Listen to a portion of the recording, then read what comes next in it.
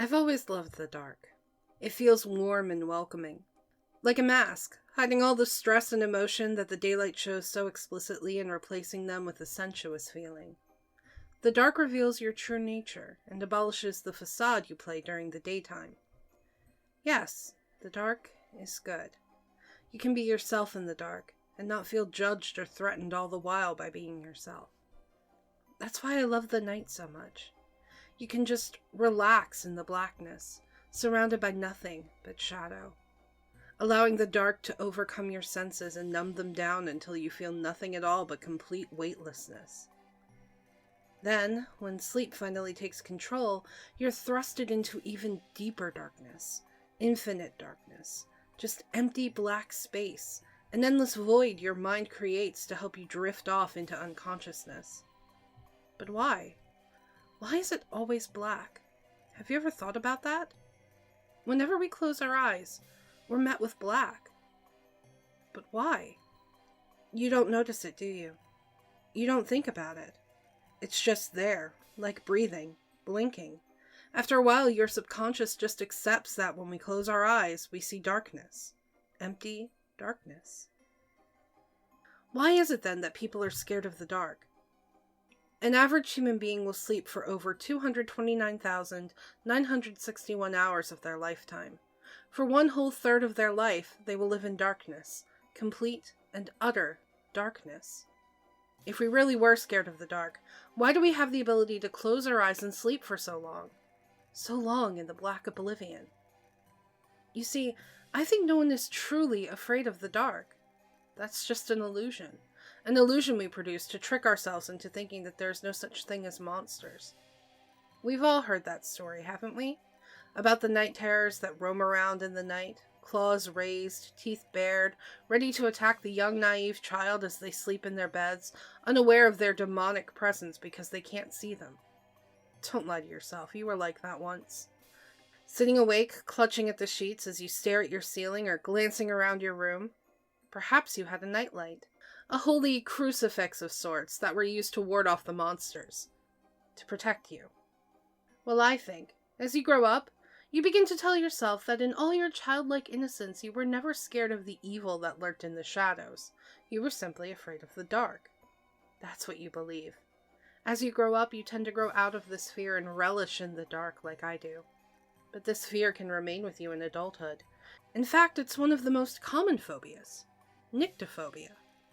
Even as a fully matured adult, you still fear the emptiness. Or do you? You see, the statistics prove that we spend a long time sleeping, a long time in the dark. We never seem to mind, even if we are terribly scared of that darkness. But why? I think your subconscious is telling you that they are still there. A small part of you still holds strong on your childhood memories of being alone in the dark with the night terrors. But this time, you have no light to guard you. Obviously, adults don't tend to own those little night lights anymore, do they? They say they don't need them anymore. They call it a silly childhood fear of the dark. They say there is no such thing as night terrors. But what do they know? If they lived long enough to mature into adulthood, they've probably never seen one. My opinion is that we all have nyctophilia, a general love for the dark that helps us sleep. Even those that claim they have a fear of the night. They love the dark. I love the dark. You never really were scared of the dark. It really was an illusion our minds created to reassure ourselves we are safe at night. To reassure us that there are no such thing as night terrors. I love the dark. I always have. It feels homely, warm and comforting, like I've always been in the dark. It's fun being in the dark, feeling free, feeling safe. I know you like the dark too. When you come home from work, tired and tense, and you flop onto your bed, stretching your aching muscles, getting ready for sleep. Yes, you love the dark. I know. You still fear it though. An occasional scan around your room before you allow your body to shift into sleep mode. It's amusing, really. You know damn straight what you fear, and it ain't the dark. It's me. I like watching you sleep. The way you toss and turn. The way you sigh contentedly when you get comfortable. The way you jump in surprise when you hear a noise. You haven't changed much from when you were a child. Not really. You still fear me. But this time, I'm not going to let you get away. You are unprotected now. No nightlight. No nothing.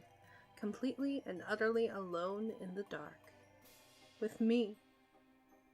I've always loved the dark. So have you.